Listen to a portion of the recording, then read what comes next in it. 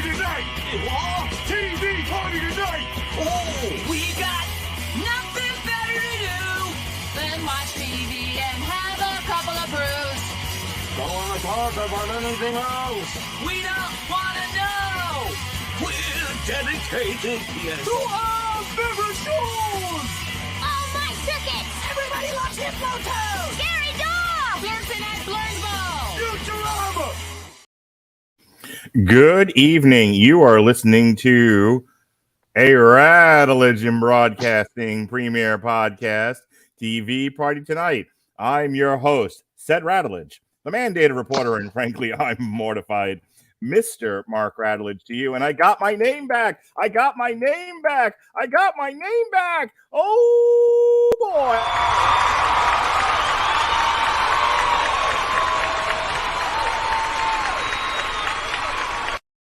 Yes, sir, Bob. And I'm not the least bit bitter about everything that's happened recently. Tonight, our favorite show is Moon Knight, brought to you by the good people at Disney Plus and Marvel Studios.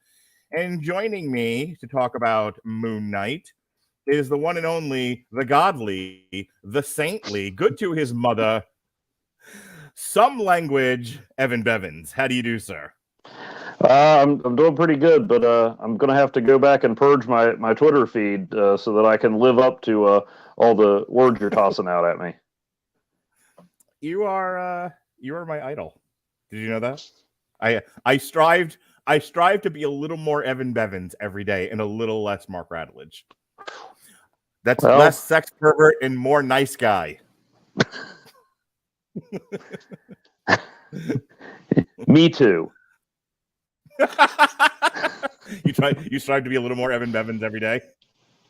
A little more nice guy. Fair enough. Maybe a little Evan, more like you think I am. Okay, fair enough. The truth is, I know sparingly little about you other than your love of comic books and your even greater love for puns. So I just project a lot of what I think about you onto you. So you've become a character, and you've definitely become a character in my mind. And in my mind, you're Ned Flanders. So congratulations. Hi, diddly-o, neighbor. Perfect. Tell me all the things about Moon Knight that you know, starting with the dinosaurs and how they turned into oil. Well, shortly after they turned into oil, mercenary Mark Spector was left for dead at the foot of a statue of the Egyptian god of the moon, Khonshu. Said statue was turned around and dropping its pants, and that's why they call him Moon Knight. Perfect. Wait. So I was going to move on from that, but go ahead and correct the record, I suppose. Yeah, well, no, actually, Moon Knight first appeared. If I was Chris Sheehan, I could tell you the exact day this hit the newsstands, but I'm not, so I can't. But I do know he first appeared in Werewolf by Night, number 32, where he was hired by a group called, was it the Committee? I don't even know, but some group of shady guys in suits to hunt down the werewolf. And his costume and all his paraphernalia were supposedly specifically designed by this group. Maybe it was the consortium. I don't know. If only I had access to the internet to Google. Anyway, and so he hunted the werewolf, but then the werewolf turned into a guy, and he thought, hey, maybe he's not so bad. And then for quite a while, he just popped up in random Marvel comics, like the Defenders, Spider-Man, doing his thing, Moon Knighting around. And then eventually he got his own series where they introduced a lot of the Egyptian elements, and his triple secret identity gradually grew into a sign of mental illness. One time he got stuck in a water tower and had to be saved by Power Man and Iron Fist. He went crazier. Wait, this water tower deal, when he was stuck in the water tower, was he with his brother and sister, Wacko and Dot? No, that was later. Okay, perfect. And then he joined the Avengers. He left the Avengers. He got even crazier. He had a falling out with Khonshu. He hung out with Khonshu. He single-handedly defeated the Avengers and took over the world. And then he went back to hanging out in the streets and punching people. So of all the comics that you've read, and you've clearly read them all, going all the way back to going all the way. Don't lie to me, Evan Bevins, who you walk with the stars. You are eternal. You are the Beyonder. My impression. So, if going all the way back to the first printing of comic books, the Action Comics #1. Were you an avid reader of anything Moon Knight, or do you just happen to be a comics historian and you know this stuff, but you weren't like actively reading him as a character? I discovered Moon Knight in West Coast Avengers, Okay. where he was just the coolest looking guy on the team. Mhm. I didn't know much about him except sometimes he got stronger when the moon was full. Wait, go back. You think he was cooler looking than Wonder Man? Come on. Yes. Come on.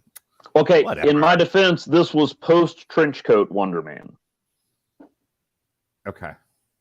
Because when I think of Wonder Man, he's muscly and he's got like the black and red tights and he's cooler than Jesus shades, like that Wonder Man.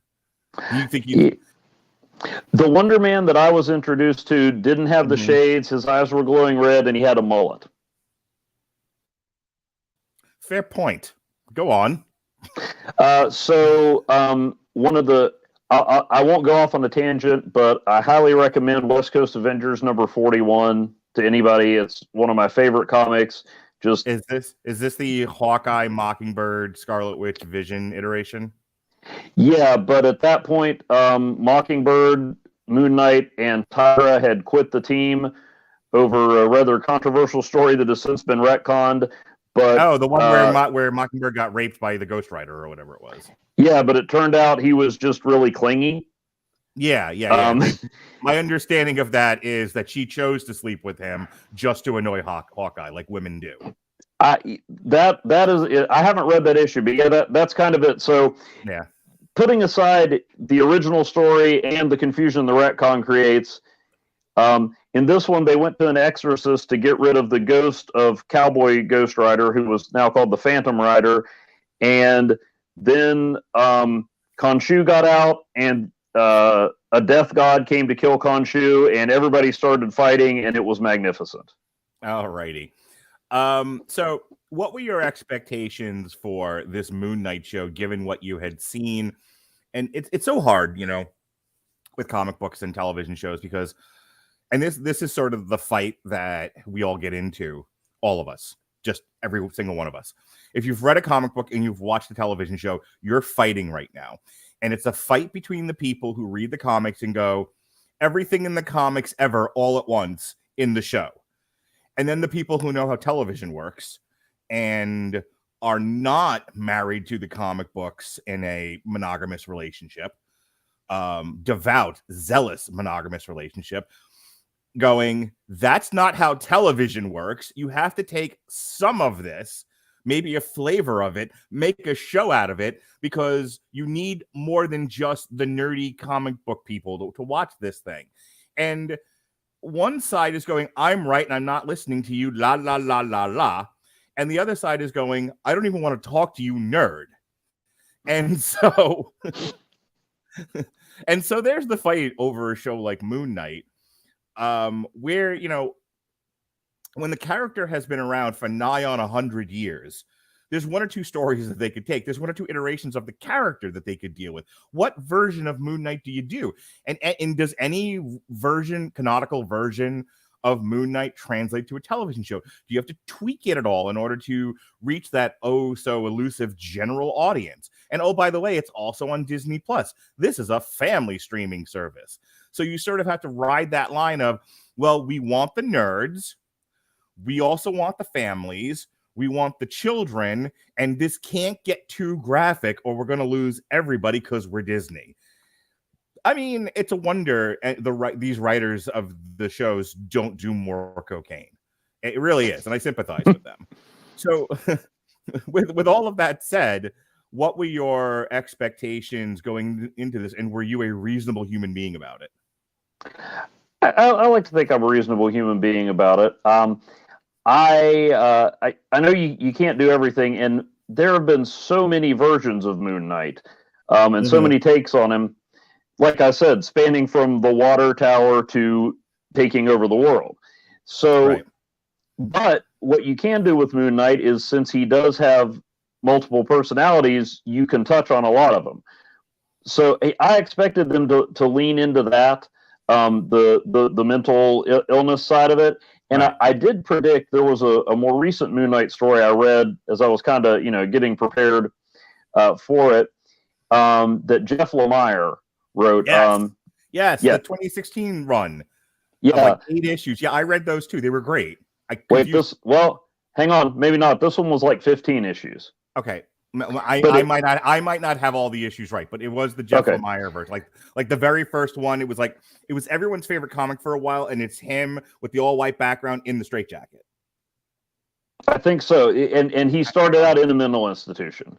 Yes. And then one of the issues ends where he gets out of the mental institution and everything is covered in sand. Yes. And in one of the issues, Stephen Grant produces a movie for Marvel Studios about Moon Knight, starring Mark Spector as Moon Knight.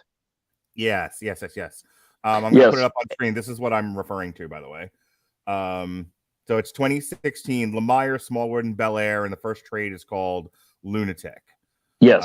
And it looks a little something like this. Hang on. You can keep talking.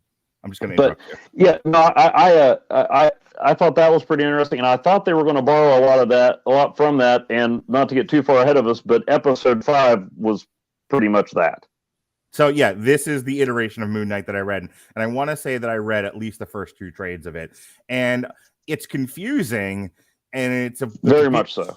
It's a bit surreal, but I really, really liked it for the reasons that you're citing, because I thought it was very different from any other comic that I had read, because you were actively dealing in psychosis, something akin to schizophrenia. I like the fact that you have the unreliable narrator aspect to it. You don't know if he's really possessed by an Egyptian god or he's just schizophrenic. You don't know what's a delusion and what's real, what's magic. And that's the fun thing about the Marvel universe, is it could be all of those things everywhere all at once.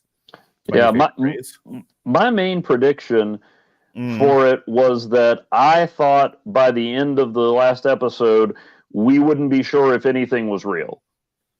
I'm not sure we quite got, because I mean, there's a lot in that Lemire run that you don't know what happened, what was in another dimension, what was in his head.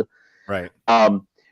But I don't think we quite got that. But there was, like I said, that 5th episode really felt like the Lemire comic. It was not in any way an exact translation, or a frame for frame adaptation, but it took it took a lot of the elements of it. Yeah, I mean, honestly, and maybe I'm cutting myself a little, but in some ways, this show reminded me of the first Iron Man movie, where it took a lot of the elements that you're familiar with and made it something new, but it was different, but it wasn't so far away from the character. They didn't just take the name Moon Knight, even though they went way off from some things. They didn't just take the name Moon Knight and tell a story. They took all these pieces and the flavor, like you said, and translated that into something new, but that was still somehow true to the roots. All right. So the show itself is about how Arthur Harrow wants to get a thing to bring back an evil Egyptian god, and that evil Egyptian god will do bad things. And along the way, we meet Stephen Grant, who's a foppish British fellow who happens to have studied a lot about Egyptian theology, and he's a big know-it-all. But he's Sorry, did you get the feeling that Stephen Grant was the male equivalent of Barbara Minerva in Wonder Woman 84? I did not, but that's really funny you pointing that out. I mean, he was a little less successful than she was, but I don't know. I got that vibe. So we have Stephen Grant, and what he's dealing with is that when he goes to sleep, he'll sometimes sleepwalk and wake up in other places, and he's done some things, and he doesn't understand what's going on with him.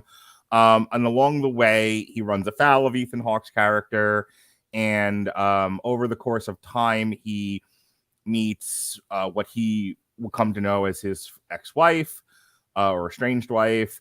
And then finally, he comes face to face with the fact that he is actually there's another personality living in his head, sharing that body. And when he blacks out, and that personality takes over. That is Mark Spector, a former mercenary and ass kicker, and he is fully aware that he is the avatar of the Egyptian god Khonshu.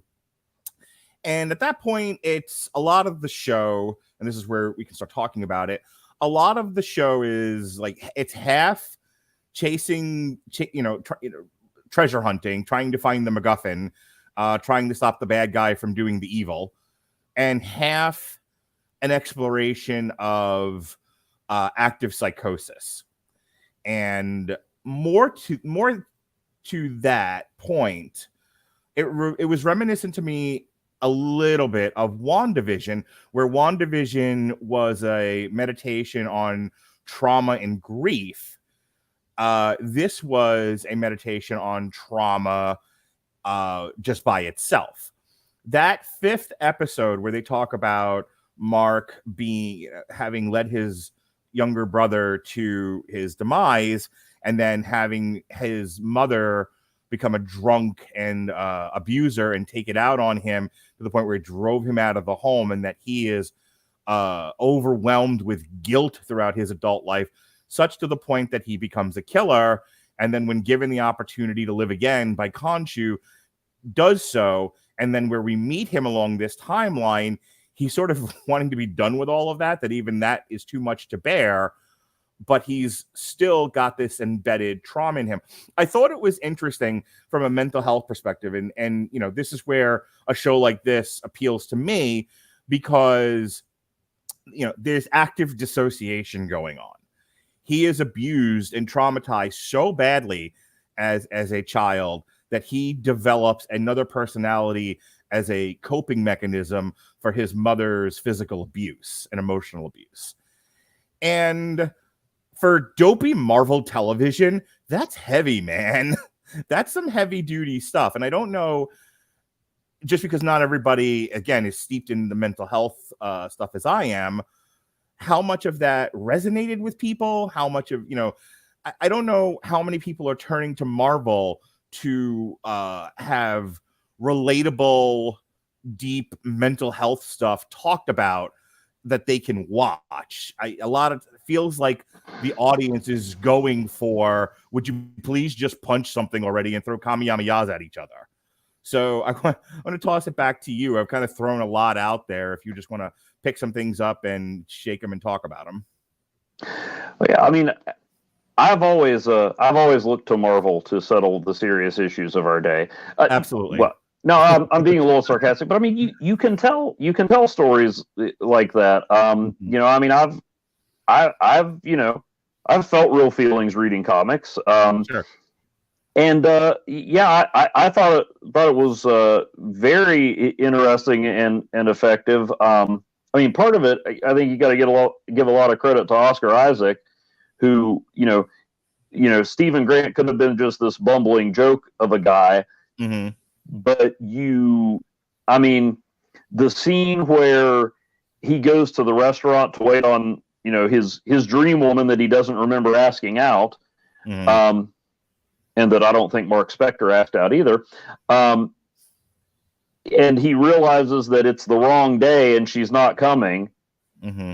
I mean, you could feel that pain. Sure. And I thought it was really really solid the way they dropped you in from his point of view. Mm-hmm. So you felt that confusion, and then for him to change briefly in that first episode into this butt kicking action hero mercenary and play both of them in the same scene as two totally different people. I mean, I watched Glass not too long ago with my daughter, and it was kind of reminded me of James McAvoy. Wait, only stop. He only had two personalities. Stop. You watch Glass with your daughters? Don't they go to bed at like 7:00 at night and they're only allowed to watch G-rated things? My oldest daughter. Okay. And she asked me about Glass, so then we watched Unbreakable. I was like, you got to watch that one first. She made it through I haven't made it through Unbreakable. It's so goddamn boring. Oh, no. Mark, everyone's entitled to their opinion, even when it's wrong, and yours is wrong. I understand. I've been told. Yeah. Anyway, I'm getting off on a tangent, but no, I thought they did a great job of conveying this. I mean, you're right. I don't understand maybe the the ins and the outs and the details of mental illness or whatever, but I did watch a long-ranging alternate personality storyline on Another World as a child, so I know a thing or two. It's like getting a degree in mental health treatment. Sure. Pretty much, yeah. I figure. But no, I thought they did a great job. I mean, they made Khonshu creepy, but it wasn't till the end of the first episode that you were convinced in show that there was really something going on. I mean, you knew it was a show called Moon Knight, and they showed him in his costume, so you figured there was something happening, but you didn't really know how weird it was going to get until he finally appears in costume at the end of that first episode. And yeah, I mean, I thought it was great the way they except for in the reflection, that first episode was all Stephen Grant. When he switched to Mark Spector, you were as lost as he was about what happened. And then I think they did that, I forget which episode, but a few episodes later they reversed it and showed you everything from Mark's perspective, and then he would shift out to Stephen or maybe someone else. I thought that was very effective, that they integrated that, and you could take that seriously as well as jumping off roofs and punching Egyptian ghost dogs and becoming a super mummy. I really, really like the show. This is probably tied or close to Falcon and the Winter Soldier. I think your mileage varies on which of these is the best. A lot of people liked WandaVision. I couldn't get past the stupid ending to the point where I think it dragged the whole show down for me. Let me ask you this. Yeah. What was the chain of custody for the Khonshu statue? No, I'm just... It belongs to Iron Man. Yeah. Anyway. So my point is that, like, with the Marvel shows for me have been kind of hit and miss, and we don't need to go into the great breadth of different people and personalities on the Radulich and Broadcasting Network and their various opinions. Some people have liked this stuff, some people haven't. I didn't love Loki. I liked Hawkeye a lot. We talked about that a couple of months ago. Hawkeye was probably my favorite, yeah. But I'm not saying it was the best one. It was the one I enjoyed the most. Here's the thing. How do you define best? For me, best. There's different elements. There's different legs on the stool that prop things up to make it the best. So for me, the ending for WandaVision is so bad it actively breaks one of those legs. So to me, it's actually one of the worst ones. Falcon and the Winter Soldier speaks to me because racial issues speak to me. And I'm going to say the same thing about Moon Knight. Moon Knight speaks to me because while I should have been an accountant, so my grandfather tells me, I am in fact a mental health professional, last I checked, and I know about this stuff, and this stuff speaks to me, and I'm interested in it. So especially coping with trauma. That fifth episode, and we will move on from this because I'm sure people want to hear us talk about some other stuff. I have a Bailey in my head right now talk about the fact that Moon Knight wasn't in the Moon Knight show. We're gonna get there, Chris Bailey. We'll get there, but we're gonna get there. But I do want to just talk about that one more time. That one of the great things about this show is, as you said, by the end, you still don't know if it's all an active delusion or if it's real. How much of this was in his imagination and how much of this was we are dealing in gods and monsters and magic, which you have in the Marvel world. And that's what makes it, that's what I was saying before, what makes it truly a rich show is that because the conceit is magic, monsters, and gods live in this universe, it could be any number of things. So you really are unsure. And so Oscar Isaac, not since Andy Serkis in The Lord of the Rings have I seen somebody act against himself so well. Like, I have to give credit where credit's due. Oscar Isaac probably needs a Emmy nomination for his performance here in a limited series. He Definitely is incredible in this. I mean, like, I tend to not get too excited about certain performances, especially in the dopey Marvel shows. But Oscar Isaac killed it here. Oh, yeah. I am as anyone who's seen Damn You Hollywood, and as Amber Teasley pointed out, we're overly critical. So for me to say Oscar Isaac gives an astounding performance as somebody acting against himself, portraying somebody struggling with mental illness, disassociation, that sort of thing. Like there were times I'm watching this and I forgot it was the same guy. Like I legitimately thought it was two different actors at times. I don't know if I'd go so far as to say nobody else could have done this, but very few people could. I mean, the show hangs on Oscar Isaac. Right. If he's not... there's other stuff that's good. Right. If he's not giving a believable performance, the whole thing falls apart. Yeah. Because he's such obviously a part of it. All right. Let's deal with this now before we lose too much time. So a complaint from the comic book contingent, we'll call them, the Chris Baileys of the world. And we love Chris Bailey. I love Chris Bailey. He's in my polyamorous relationship with all my podcast people, of which you are one. You were one of my partners, Evan Bevins. I don't know if you know that or not. Okay. I mean, you're not my primary. That's Jesse, but you were definitely one of my partners. And we love Chris Bailey. He's one of my partners too. And but he complains. Evan Bevins. He complains that there was no Moon Knight in the Moon Knight show, and there is Moon Knight. He just kind of comes in at the end, punches a thing, throws a half moon, a crescent moon, and then he's out again. And the show, I'm gonna put my argument forward, and then we can back this around a little bit. The argument is not enough Moon Knight in the Moon Knight show.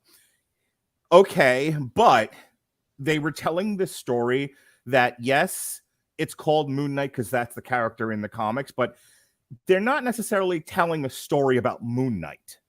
Moon Knight is a thing that happens so that there's action here and there. But the story is about the reconciliation of personalities and the addressing of trauma between the Mark Spector personality and the Stephen Grant personality. Those last few episodes where they're talking about the balancing of scales is metaphorically, dealing with, again, that reconciliation of personalities and trauma and things going on in the human mind so that you can proceed forward and function in the world. That's the story they're telling. They're also doing a little bit of Indiana Jones. We have an ancient relic that, if the Nazis get it, they'll unleash hell on earth. Only it's sure. So they got to tell that story. There's some weaknesses, I think, in the storytelling, which I want to talk about the Ethan Hawke character in a little bit, but let's just deal with the Moon Knight stuff first. You can do a dopey character runs around and punches stuff, but we already got that. It's called Batman. And this needed to not be Batman.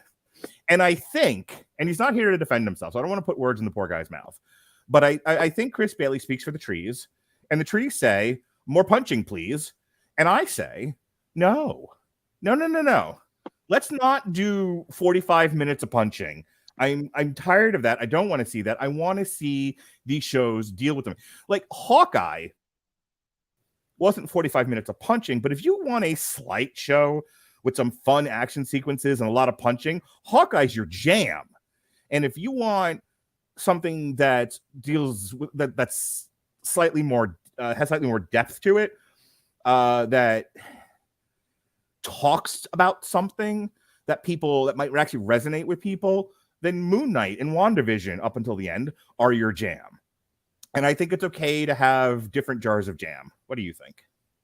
Yeah, I think this worked. Now, I know how the esteemed Mr. Bailey feels because, I grew up waking up at 7 o'clock in the morning to catch Incredible Hulk reruns, and I knew it was due 2 Lou Ferrigno scenes every episode. Yes. It's funny you mentioned that because that's what I was thinking too. Like, like the A-Team or the Incredible Hulk or Knight Rider, it was always the last 15 minutes of the show where you got to see any of those things happen. Yeah. And so I'm still a little frustrated. I forget where I was just talking about this, probably on the network chat a while back, that in the Trial of the Incredible Hulk, which was the backdoor pilot for a Daredevil show. Sure. We got no Hulk in the finale. Right. And heck, one of the Hulk scenes was a dream sequence that did give us Stan Lee's first cameo. But I digress. I get where he's coming from. Mm-hmm. And Moon Knight, frankly, has one of the best costumes in comics, I think. And then a few years ago, Declan Shalvey did the Mr. Knight with the suit. Okay. And gave him two of the best costumes. I was wondering if the Stephen Grant foppish suit Moon Knight thing was actually canonical or not.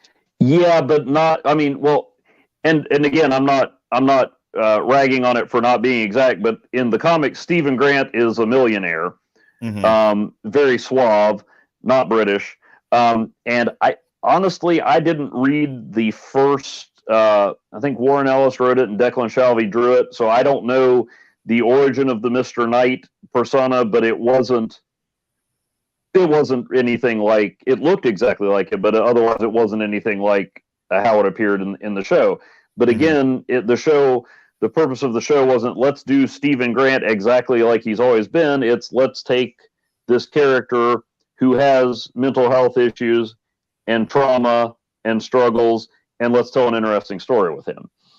So yeah, I love Moon Knight's look. Like I said, that was what made me interested in the character long before I knew how many personalities and secret identities he had. But if you're going to take the mask off and the costume off, then make it interesting and give me somebody I can watch. Iron Man 3 had a lot of Robert Downey Jr. out of the armor. That's because many of us wanted to see Iron Man, a lot of people wanted to see Robert Downey Jr. Well, I think more than that, I think people need to see movies with characters, not a guy running around in armor shooting stuff for 2 hours. Yeah. And I mean, look at Captain America. Steve Rogers doesn't have that mask on a lot because, people want to see Chris Evans, and also because as great as the costume is, better than that. Look at the middle act of the Winter Soldier. He's not even Captain America for most of it. He's on the run with the Scarlet Witch. Black Widow. That's the one. Yes. Yeah. Red hair. Sorry. It's all the same.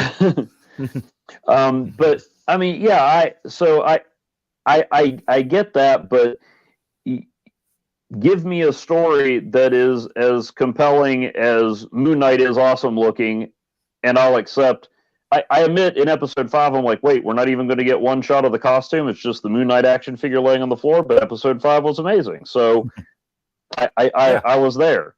If you're going to take away what I ostensibly came to see, give me something good in return. And the show, except for the part where that zombie thing ripped somebody's heart out, and I told my daughter, I'm like, yeah, you're going to want to skip part of episode 4, because she's like, should I watch Moon Knight?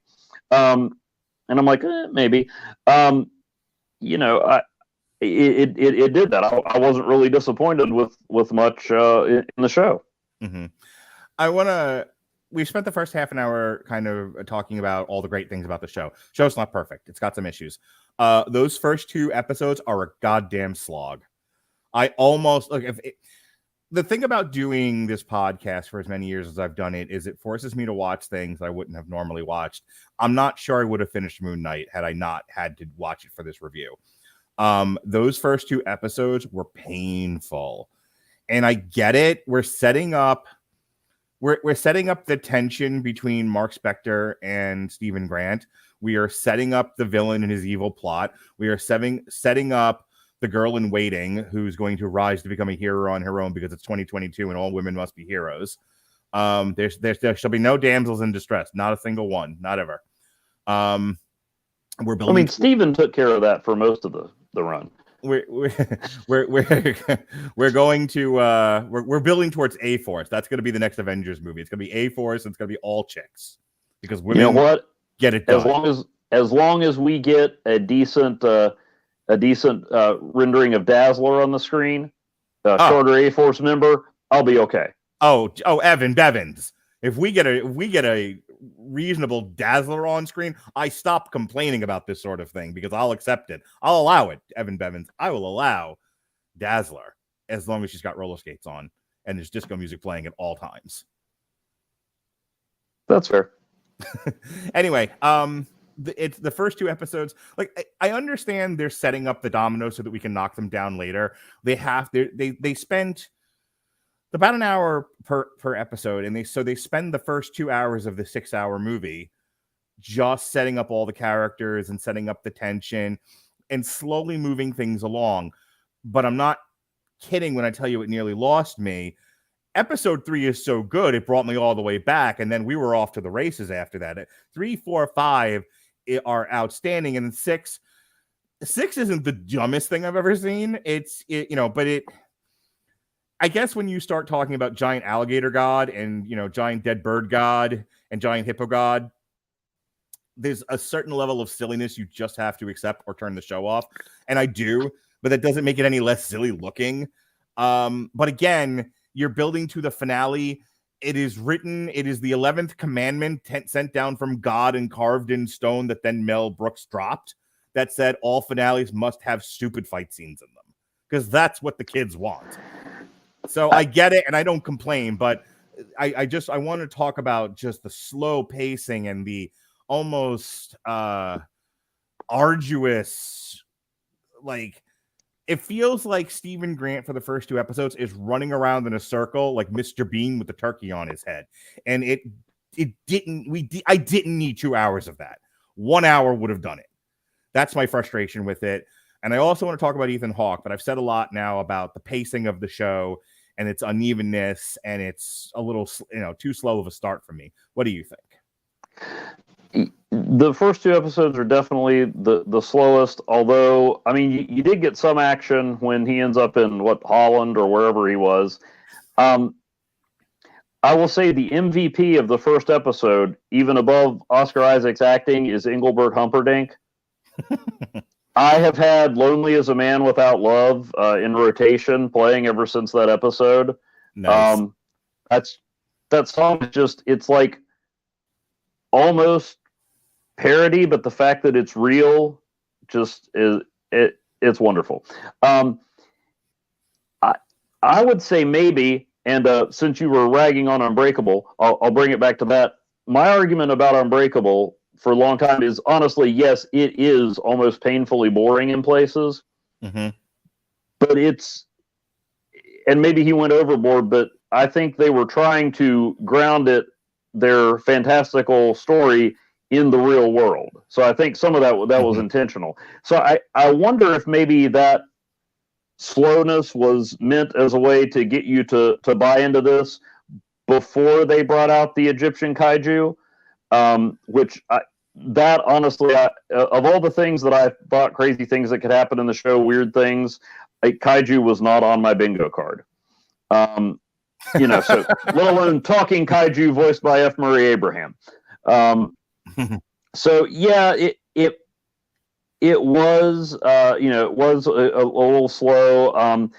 It didn't necessarily take me out of it, but I mean, I'm kind of a nut about Marvel stuff. I mean, I told you, I messaged you the other day after I watched Multiverse of Madness. I'm like, I'm conflicted because I had things I really enjoyed and things that really bothered me, and I know you did a whole other show on that, so I won't get into that. But I mean, hang on. Have you seen our review yet? No, I haven't, because I'm debating. Skip all the way to 159. Okay. Hang on. Skip all the way to what? Who gives a shit about the review? The best part of that is when Alexis once again complained about not getting paid, and I had to brat tame her. Best part of the review. It also ends with one of the most tasteful things I've ever done on air. So enjoy. Okay. Skip right to 159. I just I'll do that. I haven't decided if I'm going to write something about it, and I just when I write reviews of stuff, usually I like to get all my thoughts out before I read other people's thoughts.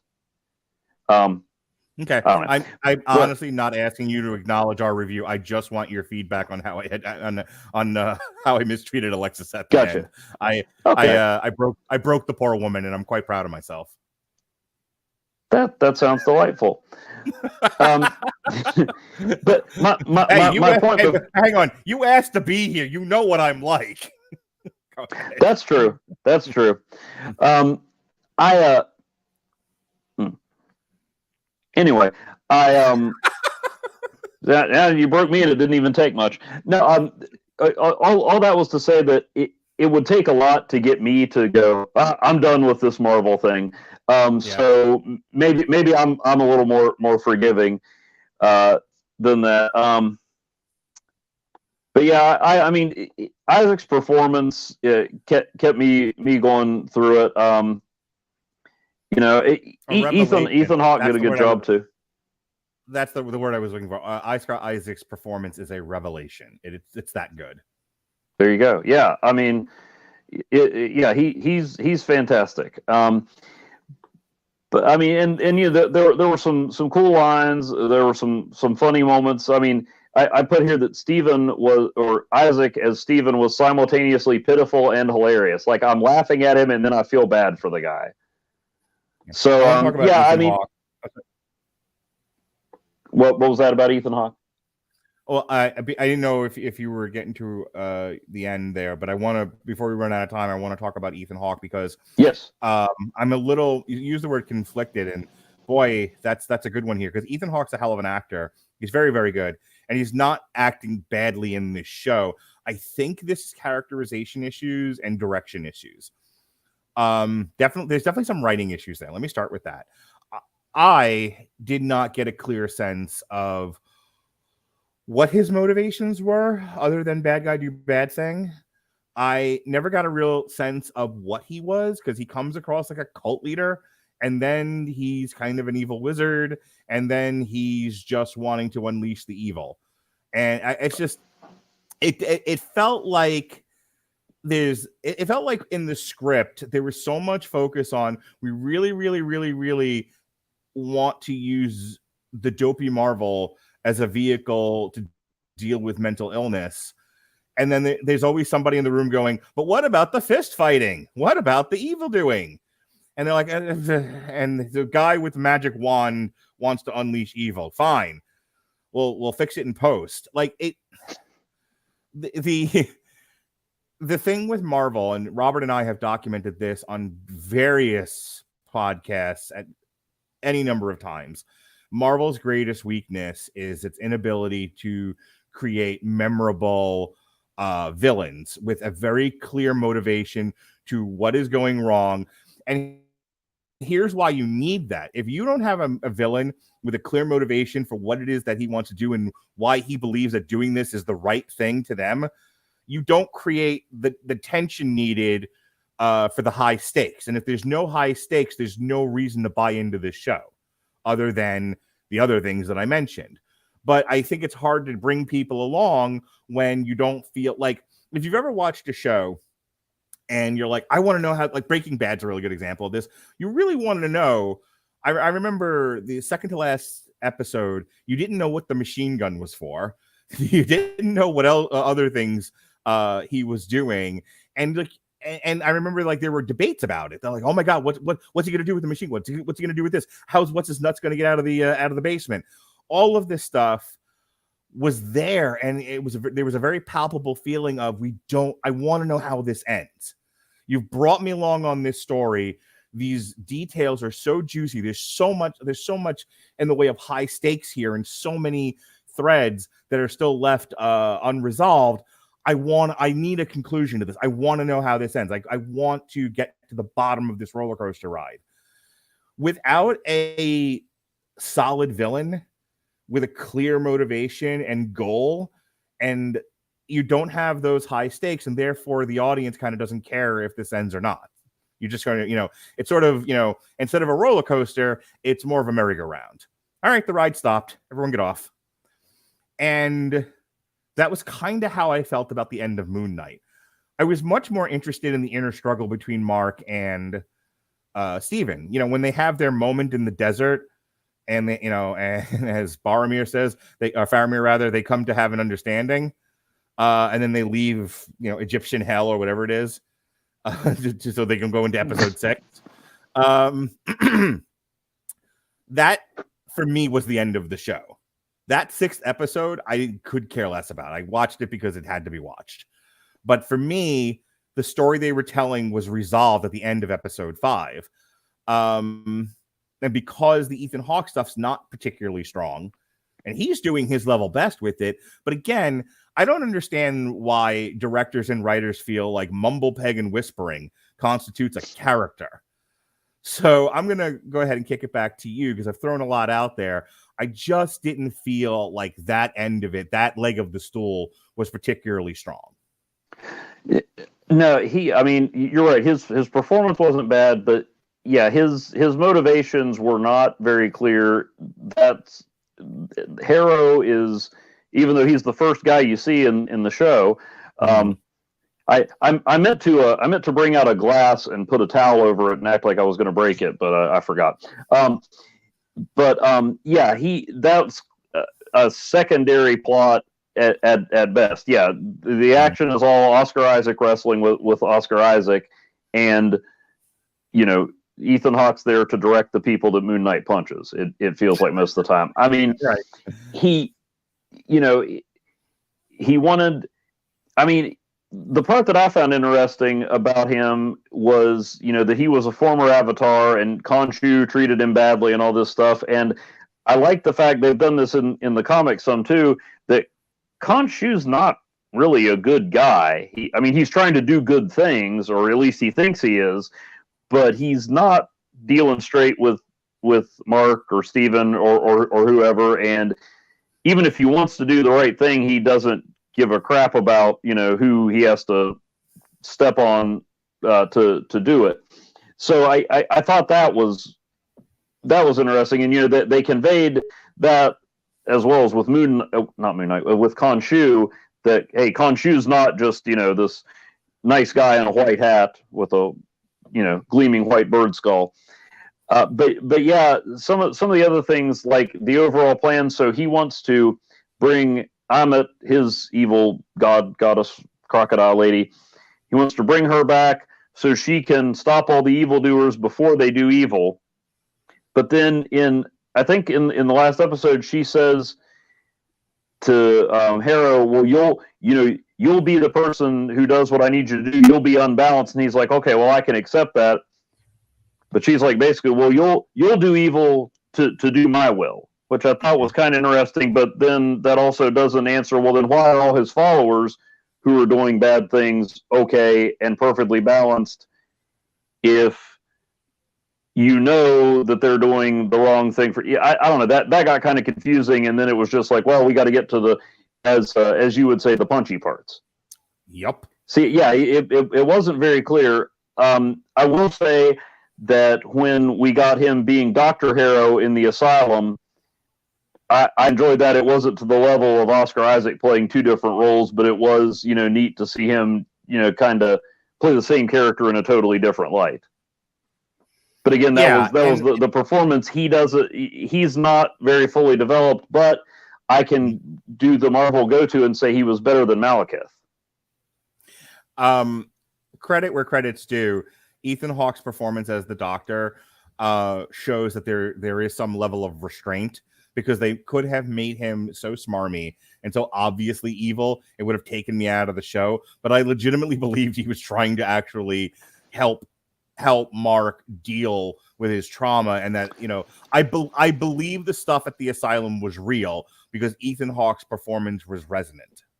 Yeah, he wasn't this like winky, he wasn't like twirling his mustache or whatever, right, or going, "I'm here to help you, but secretly I'm evil." He was totally believable. Yeah. All right. So before we go, so that we can meet our the feminist agenda, what did you think of the broad? She was fine. I mean, Are you talking about when she became a superhero or just in general? Any of it, just any of it. No, I liked her. I liked her in the movie. In the movie, gosh, I use words for a living, but I write them down. Yeah, I write them down. I don't talk them so good. But yeah, like a carpenter, like like the finished product is all smooth and everything. They didn't see you cutting yourself as you were making the wooden thing. Fair enough. Yes. Yeah. Remind me sometime to tell you about the greatest typo I almost made. But yeah, I liked her. I found her interesting. She's again nothing like the character that she was standing in for in the comics, except that she was not only a love interest, but she was capable of taking care of herself. I mean, there were plenty of storylines where in the comics where she was a damsel in distress, but she was also, karate chopping people and kicking butt and doing investigating on her own. So, so I liked her overall. Somebody pointed out, a writer I follow on Twitter, who said the only thing that bugged him about her was that she, when she got her powers, she was like, well, I'm not going to be a full-on Avatar. I just need to help out. And he's like, well, but being a hero requires some kind of sacrifice, not just going, hey, I need powers now. Also, I don't know if you've looked up the character that she was supposed to be. I think it's called the Scarlet Scarab, which is so obscure I didn't know there was a Marvel character called the Scarlet Scarab. Wow. And I am gearing up at some point on my blog to complete the trilogy. No, not the trilogy. Sorry, that's a different character. The duology of Commodore Donnie Planet, the villain from the story where Moon Knight got stuck in the water tower. So I like to think I know my obscure Marvel characters, but I hadn't heard of any of the Scarlet Scarabs, who were dudes. And unlike, I literally just forgot her name. Unlike Layla's costume, actually had some scarlet in it. I could have just called her the Broad like I did and annoy at least half our listeners. I don't know, but you know what? I at least want avid feminists like your daughter to appreciate my contributions, even as they're angry at you. That's fine. That's how this podcast works. Yeah. I annoy people, and I bring on people to lessen the annoyance. I'm sure other people are like, yeah, I like that Mark Radulich. Why's he got to bring on Evan to be annoying? So, where's the woke guy from? Like, we want to hear more of, Mark being, moderately insulting. Yeah, woke. That's what people call me. Good old woke Evan. Yeah, but no, I mean, I enjoyed when she heroed up. I liked her overall. I just again, the comic geek in me was like, well, why couldn't she have been somebody I'd heard of? But I mean, if I'm going to accept all the other changes and go, well, how come his girlfriend didn't have a recognizable seat? Nah, I'm not, or his wife. Sorry. That was the only thing that really bugged me. Was I was like, I didn't mind the utter lack of cameos and everything, because I thought, and that was something I wanted to mention. I almost think we're getting. I was joking with some people today, like, who should the next Marvel villain be? And they said Mephisto, and I'm like, can't be Mephisto. Everybody's so excited about Mephisto, and the only thing I ever saw him do in the comics was get Peter Parker and Mary Jane to live together without being married. That's like the most evil thing I've ever seen him do in the comics. But they told a good story, and there were a couple passing references to the wider Marvel universe. Like they mentioned Madripoor, the Hippo Goddess lady said something about the ancestral plane, which is the afterlife you saw in Black Panther. So I mean, I thought that was good. They told the story they needed to tell and didn't shoehorn anybody in there. I read there was talk about an Eternals cameo, which really would have excited Chris Bailey. But they just told the story they needed to tell. And I mean, if it wasn't for the little Marvel flippy images thing, that's the technical name of it at the beginning, you wouldn't have known necessarily that this was a Marvel show, but that's okay. They told the story, and if they find another good story to throw Moon Knight in with other characters, that's great. But even with the Nick Fury cameo and all the other stuff in the early Marvel movies, what they did first was tell a good story that later fit together with something. It wasn't cameo and crossover central, and that's just fun. I love it, but do it when it makes sense, not just for the heck of it. So I do miss the days where Marvel characters could just stand on their own and just tell their own story, and not everything had to be Doctor Strange meets the X-Men. I can, and I don't see, that's the thing, is I'm not a comic book person. I read them, but I'm not religiously married to it the way some are. So for me, I just want a watchable television show. And Moon Knight was mostly watchable.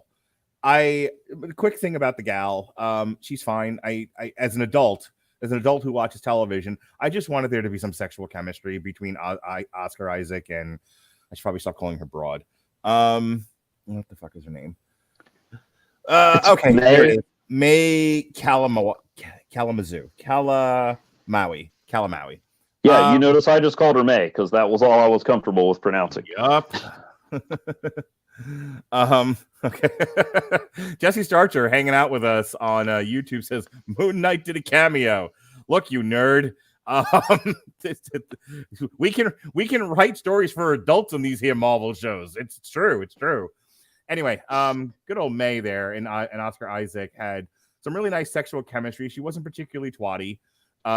She seemed like her character is dealing with feeling betrayed by Mark through a lot of the show, and then she's confused because he's Steven and Steven's not doing the things that she expected him to be doing. And so there's just the first couple episodes where she's around, she's dealing with an unstable ground beneath her feet, and she's reacting appropriately to those things.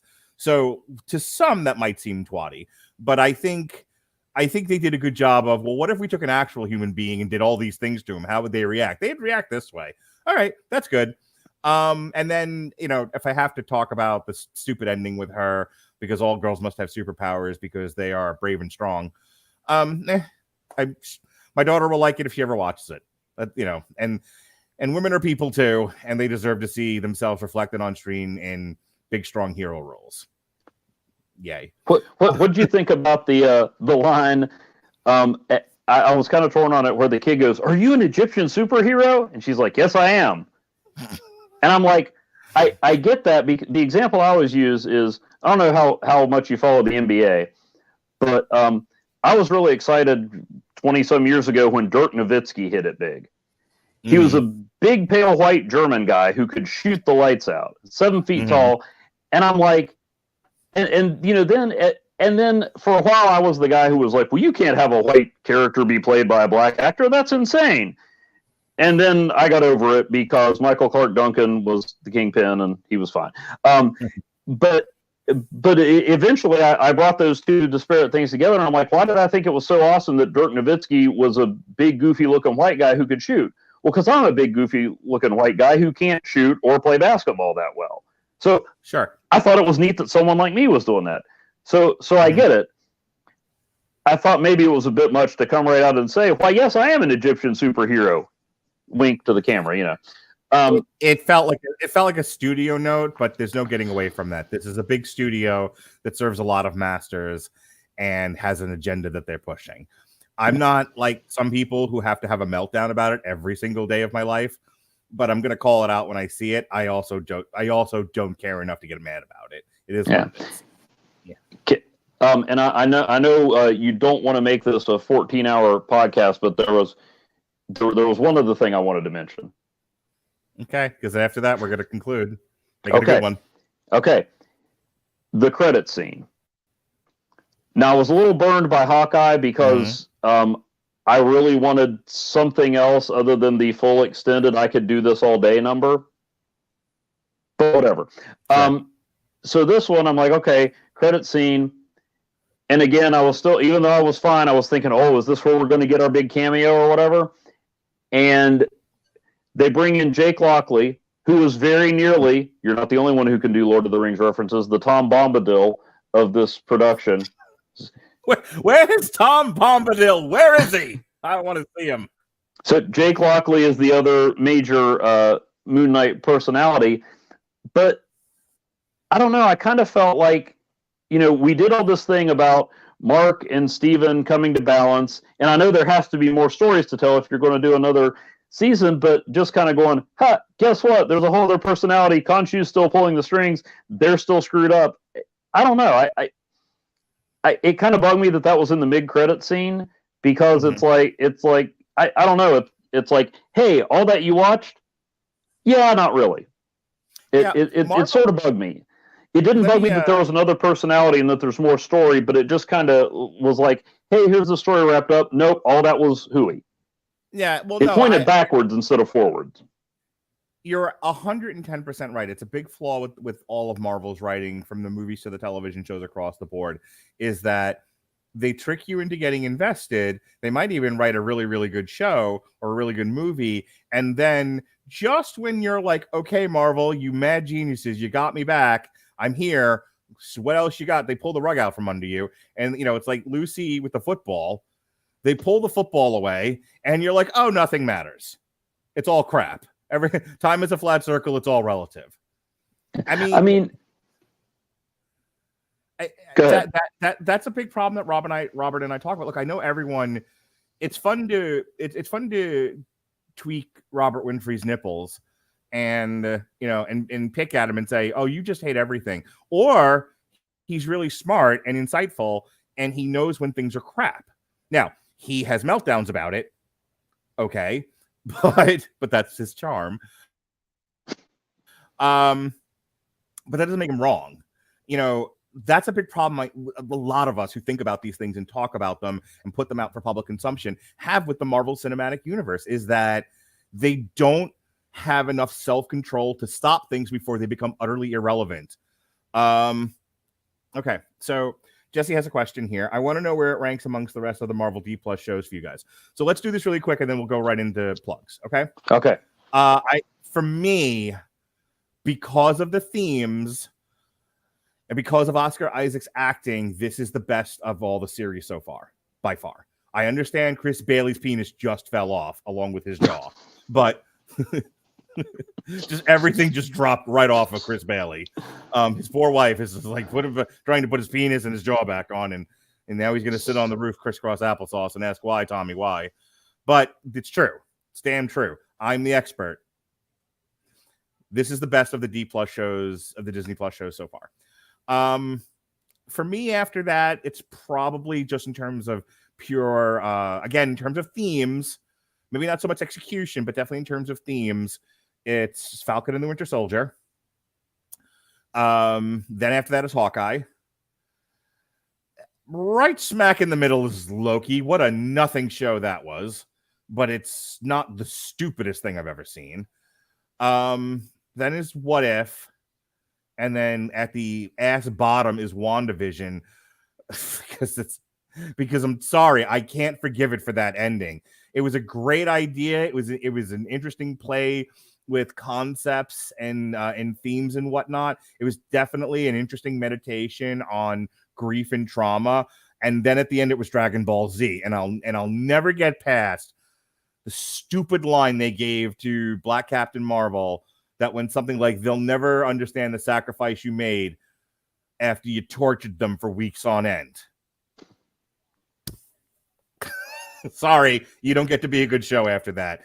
That is the equivalent, and I know I have said this for many, many years now, of having the best sex of your life, and right before you climax, the girl going, "Ill, get off me." WandaVision, everybody.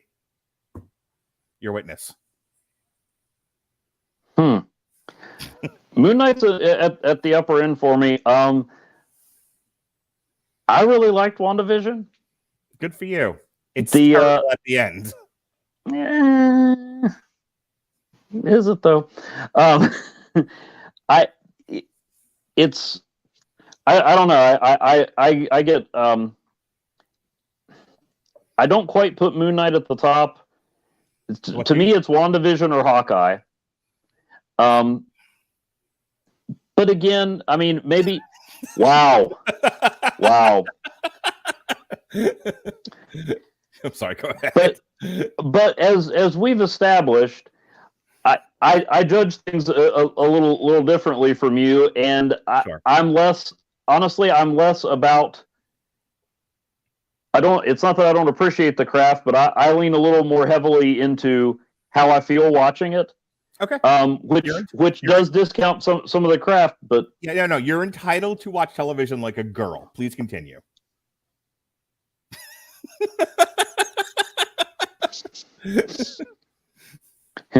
well, let me tell you about my reaction to episode 7 of Angel. All right, I'm done picking at you. Please answer Jesse's question. No, I gotta go. Just quick and dirty. Hawkeye, WandaVision, Moon Knight. I feel like I'm forgetting somebody. I'd probably put Loki after that. Yeah. What if? Probably What If, then Falcon and Winter Soldier's honestly at the bottom for me. Not that I didn't enjoy it. I know.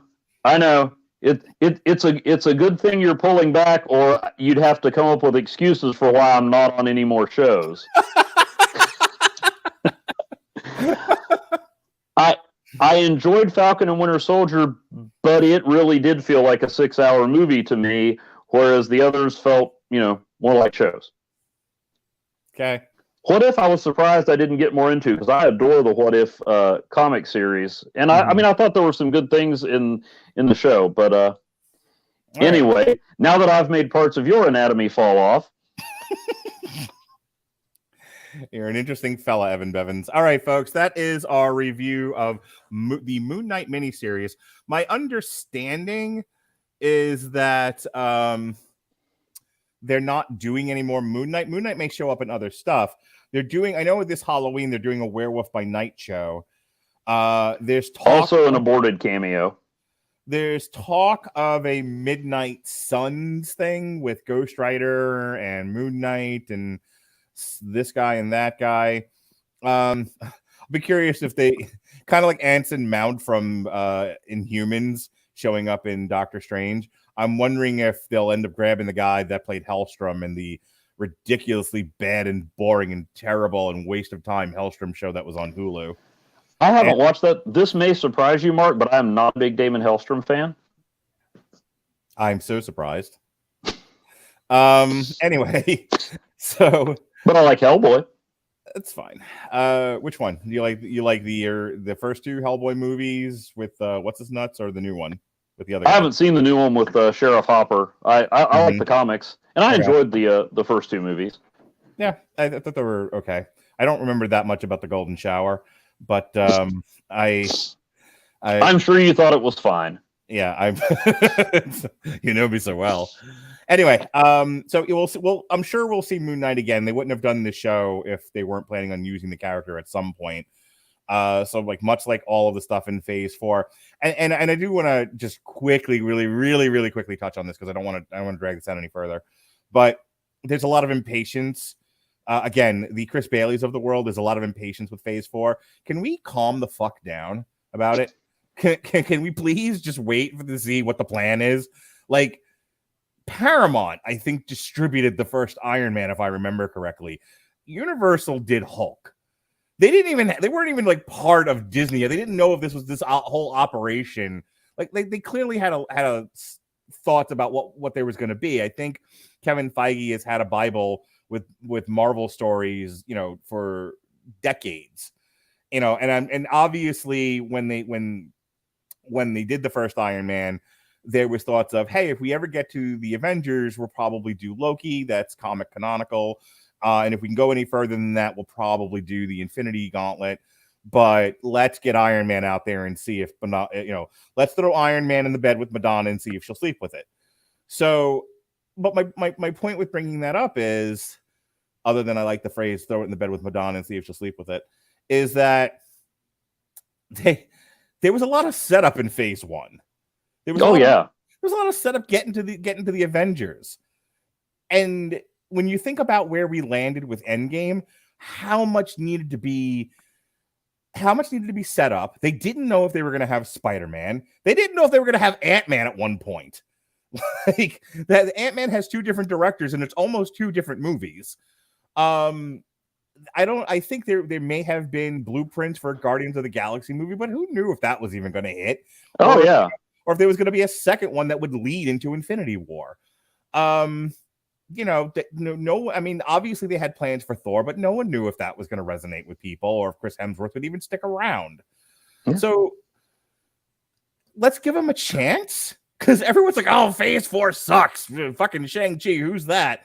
Like, come on, man. Like, we have no idea where they're going with this. They're hinting at things like Kang, and they're hinting at things like the Living Tribunal, and there's all Secret Wars. They're doing, somebody said earlier, I think in one of our chats, like, it doesn't feel like there's a big bad like Thanos and Loki in this phase of Marvel. And I'm like, there is. It's Sharon Carter and Kang, who have both been established in Disney Plus shows. Calm down. And Julia Louis-Dreyfus. Yes, and Elaine from Seinfeld. Yes. So we have villains. It's like we're 10 minutes into the movie and everyone's like, fuck this. Yeah, and I don't want them to be like, okay, get ready for the next Endgame. I mean, there will eventually be another big crossover, but let's let it happen kind of organically. They may have thought, hey, we worked wonders with Guardians of the Galaxy. We've got an Oscar-winning director. There are going to be Eternals lunchboxes everywhere, and we are going to have a sequel with El Vampiro and real character, Mexican wrestler, Eternal. And then Chris Bailey was right. It didn't resonate with everybody. So maybe we don't do the Celestial wrestling match, I mean... I just wish people would have a little bit more patience, or don't watch them. Please go find something else to do. Play Roblox, and I don't know. All right. Besides, we got to get Alpha Flight in there. I mean, as long as I'm just dropping his name and antagonizing him without him here to defend himself, Alpha Flight. Yeah, we need big gay North Star to be leading us into the next century of Marvel movies. Make the Marvel movies gayer, Evan. That's what you and I are saying right now. Really, that's not what I'm saying. That is the message that Evan Bevins will be taking to Twitter when this show is over. Is make the Marvel Cinematic Universe gayer, and I'm here for it, Evan. I support your needs. Hashtag Mark Radulich doesn't speak for me. Well, when someone says hashtag he doesn't speak for me, that's the end of the show, everybody. Man. And I shot myself in the foot before I got to do plugs. We had a fun week this week here on the Radulich Broadcasting Network. Evan got to be on a couple of different things. We did Firestarter to kick the week off, the 1984 version with Drew Barrymore. Next week, the 18th, there's going to be a comic strip, Term Life, and Evan is on that one as well. Yeah, Tuesday, myself, David Wright got so pissed off with Robert Winfrey, he took over the plot synopsis. That is the other hilarious thing that happens. You can in real time see David Wright utterly lose his patience and just take over the throw Robert in the goddamn river, and take over the show. It was pretty funny. So speaking of which, David Wright, Alexis Hana, and myself and Robert Winfrey reviewed Doctor Strange and the Multiverse of Missed Opportunities. Just go look. Don't even listen to the review. The review is trash. Go straight to an hour and 59 minutes and watch me shame Alexis Hana into stop bringing up the fact that I don't pay people. It's the best part of the show. Anyway. Wait a minute. If they go to 159 and listen to the end, does it count as a full download and listen? Is that what you're going for here? No, I don't care if I get a full listen or not. I just want as many people to see what I did to Alexis as possible because I'm really proud of myself. And ladies, my Snapchat's in the description if you're into that sort of thing. Moving on. Speaking of things that ladies should be aware of, WrestleMania Backlash between it was myself and the Podsman. We wrote again, Chris Bailey and Chris Sheehan. We had a great time talking about it, and we got it done in an hour flat. It was like our most succinct show ever. It was fantastic. Yesterday, we did a Metal Hammer of Doom extra for Watain, and more importantly, Evan Bevins, I revealed some of the results of my BDSM quiz. So the next time you're on here, we'll get you to do it. Let's see what all your kinks are. You ready? You want to see what kind of BDSM personality you are? Maybe a little rigger, a rope bunny, huh? A little degrader? No, I'm good. You're a degrader, aren't you? All right. I'm good. you know, Evan Bevins says, you know what kind of BDSM personality is? I'm good. That's what kind, asshole. So in addition to that, we also reviewed the read new my mind. Fozzy album, Boombox. This weekend we'll have re-airs. Oh, I of love our Fozzy. Game Waka Hollywood waka. Money Monster. And then we'll have a re-airing of Everyone Loves a Bad Guy, animal villains in film and television. So check that out if you have time. All right. You have a blog and Free Willy comics and all kinds of ill shit. Go ahead and talk about it. Oh, I thought you were going to be saying that my blog is something women should be aware of, but no, nothing. Okay. Yeah, I do have a blog where I reveal the various misadventures of Moon Knight and other heroes. Like, did you know that one time Black Widow found an Infinity Stone in a toilet? True story. Comics are stupid and nobody should read them. If no one read them, then how would you know about the time Spider-Man taught the Beyonder how to use the bathroom?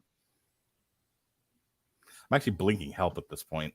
Oh, okay. Well, anyway, you can find all that and more. And yes, hand-drawn posters for, like, there's another way to draw, for not 1, not 2, not 3, but 17 never-released sequels to Free Willy. So, you can find out the secret connection in comics between Shang-Chi and the Eternals. And you can find out the real MVP of the original Space Jam. And also the complete history of Dr. Bong at *51.blogspot.com. Thank you, folks, for joining us on our review of the Moon Knight television series on Disney Plus. For the saintly, the godly, the good to his mother, the walks on water, the excellent parent, Evan Bevins, I'm Mark Radulich. Be well, be safe, and behave.